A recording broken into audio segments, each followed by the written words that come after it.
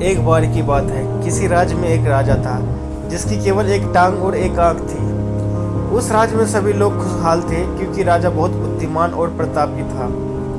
एक बार राजा के विचार आया कि क्यों खुद की एक तस्वीर बनवाई जाए। फिर क्या था, देश विदेशों से चित्रकारों का बुलावा गया और एक से एक बढ़ के चित्रकार आए।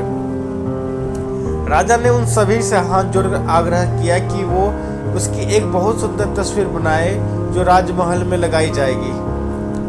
सारे चित्रकार सोचने लगे कि राजा तो पहले से ही विकलांग है और फिर उसकी तस्वीर को बहुत सुंदर कैसे बनाया जा सकता है।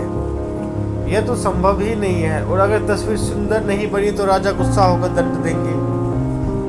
यही सोचकर सारे चित्रकार ने राजा की तस्वीर बनाने से मना कर दिया। तभी पीछे से एक चित्रकार ने अपना हाथ खड़ा किया और बोला कि मैं आपकी बहुत सुंदर तस्वीर बनाऊंगा जो आपको जरूर पसंद आएगी। फिर चित्रकार जल्दी से राजा की आज्ञा लेकर तस्वीर बनाने में जुट गया।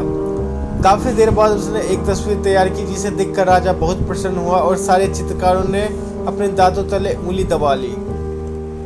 उस चित्रकार ने एक ऐसी तस्वीर बनाई जिसमें राजा एक टांग को मोड़कर जमीन में बैठा है और एक आंख बंद करके अपने शिकार पे निशाना लगा रहा है।